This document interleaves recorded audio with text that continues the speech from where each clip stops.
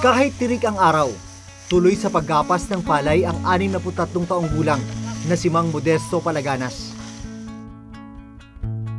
Pero ang masaklap, ang 2 hektarya ng sakahan nalubog sa putik dahil sa pag-ulan. Kaya halos dumapa na ang mga pananim. Bago magbunga yung palay, tamang-tamang dumating yung bagyo. Siyempre, nung lumalabas yung bunga niya, dumaan ang bagyo, hangin sa kaulan, kaya ganito ang nangyari. Tapos, umatake pa yung mga insekto. Paano gagawin doon sa mga hindi na mapapakinabangan? Pwede mapakinabangan pa, yun ang ginagapas namin, sir. Pero yung wala na talagang pag-asa, pababayan na namin dyan. Iiwanan na namin dyan sa bukid. Kakain ng mga baka. Isa na raw ito sa pinakamahirap na anihan na pinagdaanan nila. Ang inaalala ni Mang Modesto ngayon, aabot kaya sa inutang niyang puhunan na 100,000 piso ang kikitain niya sa ani. Dahil kung hindi na raw sila kayang buhayin ng pagsasaka, baka ito na ang kanyang magiging huling ani.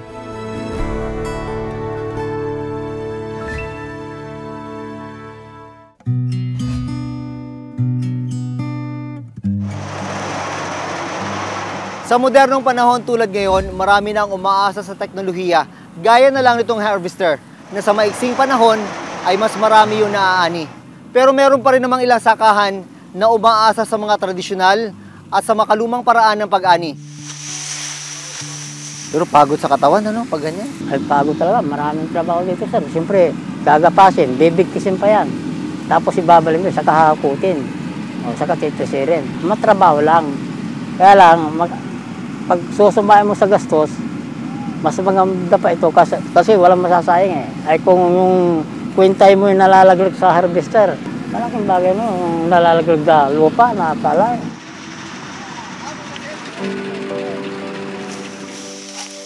Kahit maputik ang palay, pinagtitiyagaang anihin ito ni Mang Modesto. Bawat butil, mahalaga. Ay ito, makikipagsapalaran ka. Pag tinanong mo yung palay, hindi mo alam kung kikita ka o hindi. Para siyang sugal? Oo, talagang sugal talaga yan, sir. Katulong ni Mang Modesto sa pag-ani ang anak na si Kenny. Pagsasaka rin ang inaasahan ng 3 pa niyang anak. Dito sila kumukuha ng pangkain at maging pampaaral sa kanyang mga apo. Kaya kami nagpagsasagawa sa pamilya namin, ayaw namin magutom. Kaya kahit papano, kahit mahinang ani, at least mayroon kami maipakain sa pamilya. Lalo na ako, siya mga pamilya ko. O, marami na akong apo. Matapos ang 3 araw na pag-aani, nakakuha ng 62 kaba ng palay si Mang Modesto. Pero malayo raw ito sa inani nila nung nakarang taon na umabot sa 240 kaba ng palay. Yung iba napapasukan ng tubig, ulan. Ano to, lumalaki ng ganitong walang laman? Oo, lumalaki ng ganyan talaga ito, wala nang laman. 2 bagay yung karaniwang problema ng mga magsasaka, sama ng panahon at peste. Ito, epekto ng malakas na ulan. Pinasok na yung loob, kaya yan, wala na yung laman sa loob. Balat na lang. Pangalawa, peste. Yung kulay dilaw na yan, yan yung mga pesteng kumakain ng palay. Hanggang ngayon, hindi pa rin masolusyonan ang problemang ito. Kaya ang palay na ito, hindi na mapapakinabangan. Ang problema, kakaunti na nga ang naani. Bumaba pa ang presyo ng bentahan ng palay. Kung noong September 2018, nasa 19 pesos ang bentahan ng palay kada kilo sa kanilang lugar. Ngayong September 2019, umaabot na lang daw ito sa 10.50 pesos kada kilo. Sa isang kaban na may 45 kilo ng palay, katumbas lang ng 472 pesos ngayong 2019. Malayo sa bentahan nila nung nakarang taon na 855 pesos. Kung susumahin ang kabuang halaga ng 62 kaban na inani ni Mang Modesto, 29,295 pesos. Kulang na kulang sa inutang niyang puhunan na 100,000 pesos. Para lang makapagtanim, kailangan na magsasaka ng binhi, pataba, gamot o insecticide, renta sa patubig, at ibabayad sa mga magagapas ng palay. At ang kadalasang pinagkukunan ng pondo, utang. Baon ka sa utang tapos di ka pa kumikita. Paano yun? Siyempre, makikiusap na lang sir sa pinagutangan na wala pang maibayad. Babayaran lang kung nagkataon na magkapira. Siyempre, madadaan na yun sa pag-iusap. Parang hirap yata ng buhay na yun. Ay talagang mahirap sir. Sa ngayon talagang napakahirap. Hindi na rin daw niya alam kung saan kukunin ang panggastos sa susunod na taniman. Yung ibang naaning palay na hindi maibebenta, pagkakasyahin na lang daw ng kanyang pamilya sa loob ng ilang buwan. Ayaw niyong magutom yung pamilya niyo. Ayaw niyong maghirap. Pero yun ba talaga ang nangyayari? Di ba yung mahirapan ako, wag lang yung mga anak ko o kayo mga apo ko. Kaya kahit matanda na ako, pinipilit ko pa rin lumusong sa bukid para hindi lang magutom yung mga pamilya ko. Ayaw ko nang yung mga apo mamalimos. Nagdadalawang isip ngayon si Mang Modesto kung magtatanim pa siya sa susunod na planting season sa Enero. Plano raw niya kasing maghanap ng ibang trabaho. Kaya naisip ko na tuloy na nagsusurrender din ako sa pagsasaka. O sa pagmatanggap ako, itong matapos ang itong anihan, plano ko na talaga isaulin itong sinasaka ko. Ay nababaon na ako talaga utang sir. Wala kang nakikitang pag-asa? Wala na, nawawalan na ako talagang pag-asa.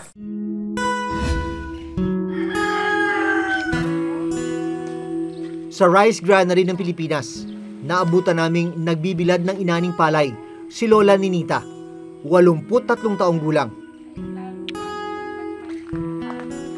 Nalubog rin kasi sa putik ang kanyang mga pananim. Yung aming palay kasi, dumapa. Pagkatapos lumubog sa putik, ibalot ng putik. Kaya ngayon mga natira na, inugasan pa namin sa banyera dahil balot sa putik eh.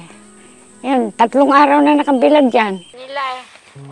Nagbibilad siya ng palay sa pag-asang makaipon ng perang pang-enroll na kanyang apong si Robinson sa kolehiyo. Higit 60 taon nang nagsasaka si Lola Ninita. Naranasan na nga raw niya ang pinakamahihirap na panahon ng anihan, gaya ng malalakas na bagyo o di kaya naman ay pagdating ng mga peste.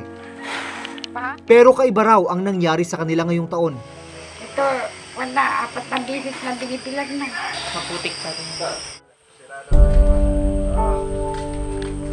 Mag-isa nang itinataguyod ni Lola Ninita ang kanilang lupang sakahan. Taong 2016, nang mamatay ang kanyang asawang si Lolo David. Bigla na lang daw nang hina ang kanyang asawa sa ilang taong pagtatrabaho sa bukid hanggang sa pinawian siya ng buhay. Ang apong si Robinson na lang ang kasama sa bahay ni Lola ngayon. Wala nang ibang pagkakitaan. Minsan nag-aalaga lang ako ng mga manok, hayop. Pagka lumaki, bebenta ko, yun ang pambili namin ng kuwan. Pero ang masaklap, nalaman namin na habang tumatagal, mas nababaon sa utang si Lola Ninita. Ngayong anihan, 130 kaban ng palay ang nasaka mula sa 2 ektaryang lupa ni na Lola Ninita. Mas mababa sa 200 kaban ng palay na inanin nila noong May 2019. Sa 130 kaban, ibinayad ni Lola Ninita ang 23 kaban sa mga naggapas sa lupa bilang upa. Ang natirang 76 na kaban ng palay, ang kanya namang naibenta. Ang problema, gaya sa lugar ni Mang Modesto, bagsak presyo rin ang palay kina Lola Ninita. Umabot lang ito sa 12 pesos kada kilo. Kaya ang 76 na kaban, naibenta lang ng 57,600 pesos. Abonado pa siya sa 54,000 pesos na inutang niyang puhunan at sa mga dapat pang bayaran pagkatapos ng ani. Pilit pagkakasyahin ni Lola Ninita ang pera. 30,000 pesos muna ang ibinayad niya sa utang. 20,000 pesos naman ang ibinayad niya sa mga nag-araro at naggapas sa bukid. Ang natirang 4,000 pesos, itinabi ni Lola para raw may pangkain sila ng kanyang apo sa mga buwang wala silang aanihin. Inuunti-unti lang namin yung ginagastos para ilan namin kung saan naabot yun. Ganun lang. Aba dito sa pambili ng sabon, pambili ng kailangan sa bahay, ganun lang.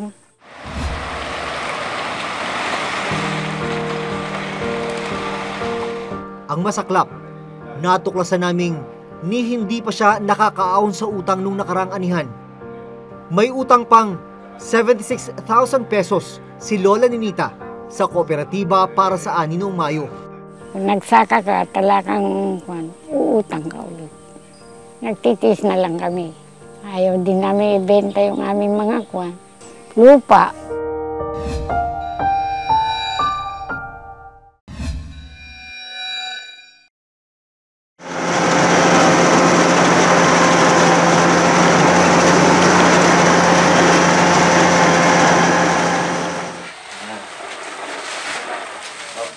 Dahil baon pa rin sa utang matapos ang anihan, pinagtsatsaga ang patuyuin at linisin ni Lola Ninita ang mga na-reject na palay. Pwede na itanim eh. Tubo na pa yung nasa ilalim. Ito raw ang ipagigiling niya para may makain sila ng kanyang apong si Robinson. Paalam na kung hindi makain, di sa baboy na lang ipakain. Titignan kung ubrang kainin. Kakainin kaysa wala kaming kakainin.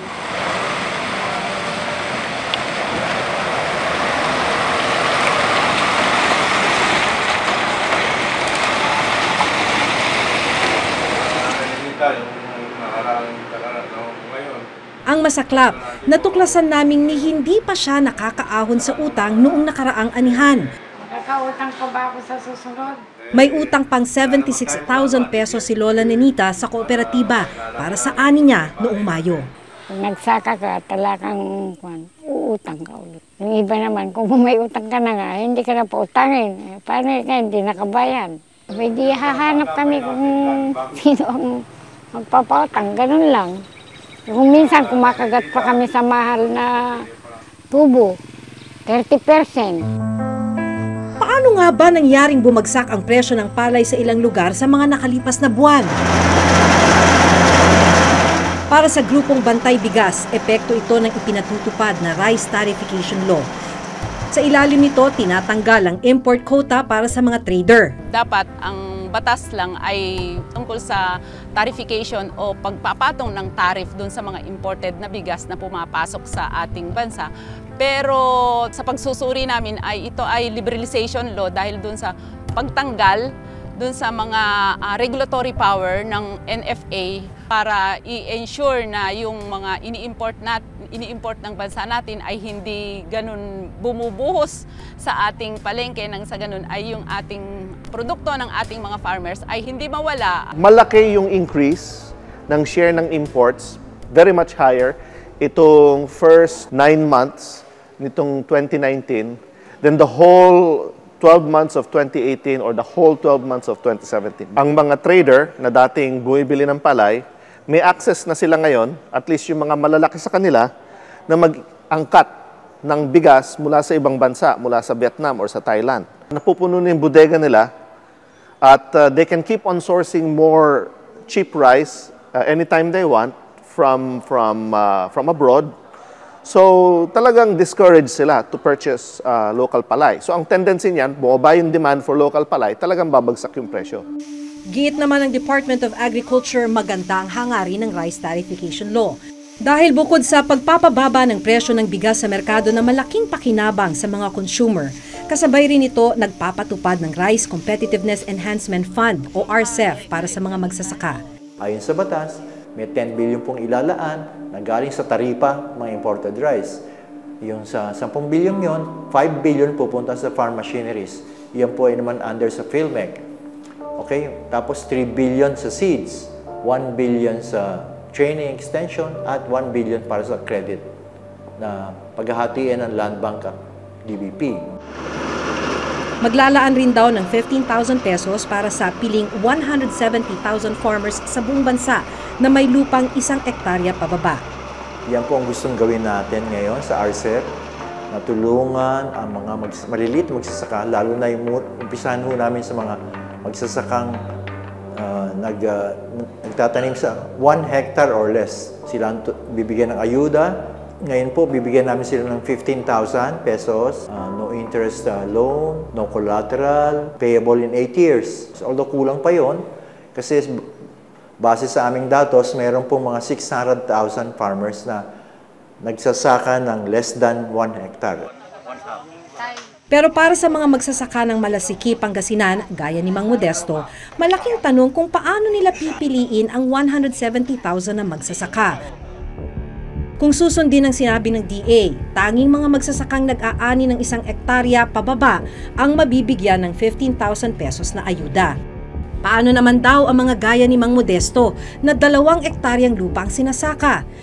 Hindi rin naman daw sasapat ang 15,000 pesos para matamnan ang 1 hektaryang lupa. Doon sa 15,000 na yan, ay kulang. Masasabi ko na limos na tulong yan. Kasi po, maraming magsasaka na hindi naman mabibigyan lahat. Kinakailangan talaga ng farmer ngayon is yung short-term na saklolo nga sa ganitong kalagayan. So tama rin na i-target mo. Ibig sabihin kung yung 600,000, pwede mo na sigurong yung mga malalaki yung lupa, 7 hectares na above, halimbawa, kaya na sigurong asikasuhin yung sarili niya. Yung mga mas maliliit siguro nangangailangan ng saklolo. Among those, i-target mo rin. Alin ang mga probinsya kung saan pinakamalaki yung pagbagsak ng presyo ng palay. Malayong-malayo na nga ang estado ng ating agrikultura kung ikukumpara sa mga kalapit bansa na minsan ang nag-aral sa Pilipinas kung paano magtanim ng palay. Sa pag-aaral ng PhilRice, halimbawa, aabot sa 12 pesos and 41 centavos per kilo ang production cost ng palay sa Pilipinas. Malayo sa production cost ng Thailand na 8 pesos and 85 centavos at sa Vietnam na 6 pesos and 53 centavos per kilo. Kabilang din sila sa mga top exporter ng bigas sa buong mundo. Bakit masyadong mababa yung kanilang cost of production? Dahil dun sa subsidy ng gobyerno nila, sa mga magsasaka nila, nang sa ganun ay tuloy-tuloy magsaka yung kanilang mga mamamayan. Hindi kagaya sa atin na ipinaubaya lahat ng gobyerno sa mga magsasaka yung kanyang pangangailangan sa pagsasaka. Kaya sila lamang, hindi sila lamang ng teknolohiya, lamang sila sa resources. They have 9 million hectares, we have 3. Out of those 9 million, almost half irrigated. From where? Mekong River. Mas marami silang ayudang binibigay ng Thailand. Barya lang po ang katiting, yung kunyari nagbibigay tayo ng subsidy, na piso sila 10 piso kada farmer. Ganong katindi. Pati libreng kuryente, libreng credit, it's nasa policy yan. Pag marami tayong pera, why not? So, kaya lamang sila. Sa Pilipinas, may mga programa na ring ipinatupad para sa mga magsasaka, gaya ng pagbibigay ng mga pataba o fertilizer, binhi, sprayer, thresher at iba pang farm implements. Kapuso, napakalaking halaga rin ng pondo ng pork barrel ang naibigay ng ilang ahensya ng gobyerno sa ilang non-government organization o NGO na nakitaan ng irregularidad ng Commission on Audit. Taong 2004, pumutok ang Fertilizer Funds Cap. Nag-ugat ito sa umano'y maanomalyang pagpapalabas ng 728 million pesos na pondo sa ilalim ng ginintoang masaganang ani program ng Department of Agriculture. Talagang napabayaan yung ating industriya sa agrikultura na nagre-resulta ng krisis natin sa kakapusan sa bigas natin. At ito na, no, yung napakataas na gastos sa produksyon, yung kanilang produkto ay nananatiling napakamababa, luging-lugi. The Philippine agriculture sector has been left behind by our counterparts, all because of policy, the lack of policy and political will. Binalikan namin si Mang Modesto. Nalaman naming nagdesisyon na siyang huminto mula sa pagtatanim. Baka ito na raw ang kanyang huling ani. Sa edad na 63, nagplaplano siyang maghanap ng ibang trabaho para may maipantustos sa kanyang pamilya. Ito rin daw ang nakikita niyang paraan para hindi tuloy-tuloy na malubog sa utang. Sa pagsasaka, parang sugal. Nakikipagsapalaran ako sa pagsasaka, kaya sa ngayon natalo ako palagi, kaya gusto ko nang magtrabaho. Ang apo naman ni Lola Nenita hindi na muna makakapasok sa kolehiyo ngayong semestre dahil sa kakulangan ng pera. Plano rin ni Lola Lenita na parentahan muna sa susunod na buwan ng kanilang lupa. Naniniwala rin siyang muli silang makakaahon sa hirap kapag nakaani na sila ng maganda. Abay, may pag-asa pa. Basta umaani ka ng maganda. May pag-asa pang kamabahid sa mga utang. Magtitis na lang kami ka. Basta nakakaraos kami, makakukuha kami ng pagkain. Ayos na sa amin. Bibigyan lang kami ng kahit na pangpuhunan. Obra na siguro yun.